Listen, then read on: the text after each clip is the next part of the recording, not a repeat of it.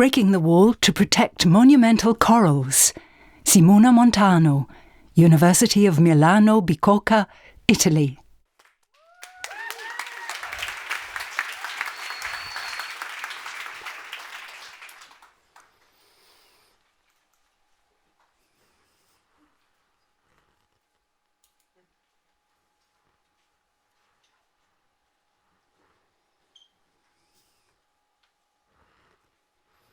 I'm not crazy.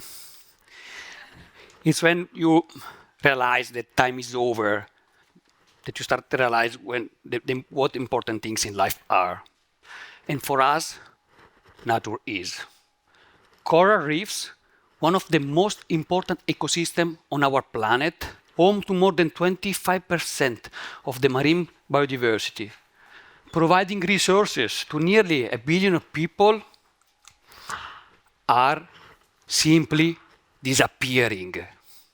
As we speak, already about 50% has been lost.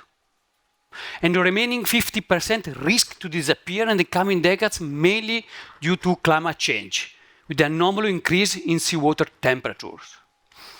Among the millions, billions, trillions of coral colonies that are dying and will die, we risk losing the largest, the longest-lived, the most resilient and most iconic coral ever, the giant coral.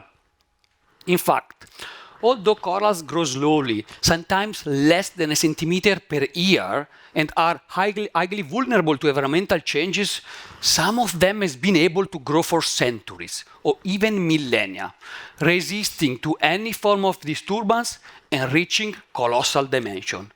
They are definitely the largest animal on our planet. The largest animal on our planet. Their value is priceless because they preserve the information from the past, but could also reveal the secret of their resilience useful for the coral reef of the future. Furthermore, thanks to their uniqueness, they could also become new symbol of conservation, the heroes of our ocean who can spark a greater protection of nature. They are the redwoods of our ocean. Would you accept losing the largest and the tallest trees on our planet? If the answer is no, you should never accept losing the largest coral in the world. But how many are there? Where there are? How big and how old?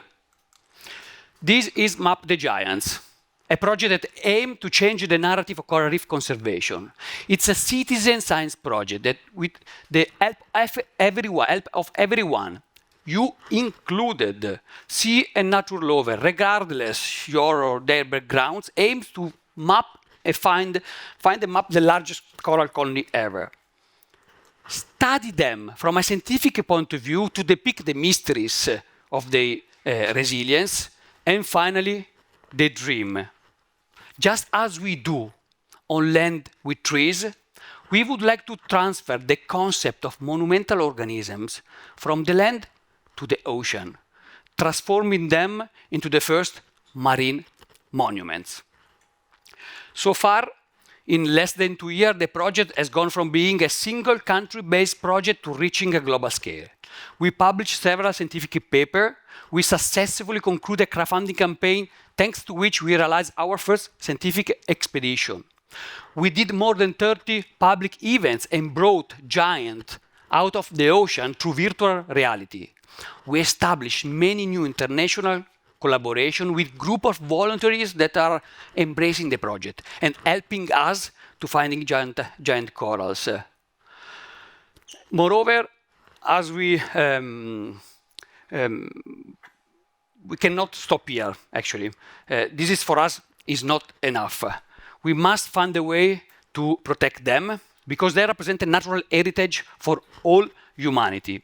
And since they are at high risk of extinction, and their discovery could be just only a sad testimony of our inability to find them, we are building 3D models to create a virtual museum, to freeze their presence on our Earth in the human memory forever. And for irreplaceable organisms that perhaps settle down when Cristoforo Colombo was starting to discover the American continent and are still living, I feel that we have the moral obligation to protect them as true marine monuments. Because for them, the time is really over. Thank you.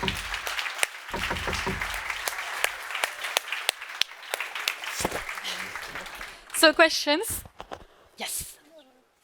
Do I have a mic? Someone? Thank you. Thank you for this great project. Do you have any idea how many people you will need to involve, and how you're going to do sort of the mapping of the communities in order to get your plan accomplished? Yes, it was not a joke, say everyone. So this is, we honestly start in Maldives where we have a marine field station, but the project in a few months got a global scale, audience. And we cannot explore all the ocean, even if we may even improve technology that may do that one. Number of people are a lot. We are trying to extend our contacts in many countries. Now we have reports from more than 20 different countries. Some of them just only reported. Some other people are part of NGO, other institutions that are embracing the project and are searching giants for us. So how many people is not be possible to make a numbers, but I would say a lot. But any of you that will be in the sea in the next months, year, whatever, they may practically provide the submission, because we have a functionally website where learn to the methodology and how submit the presence of a giant coral colony. Simone, thank you for saving our oceans.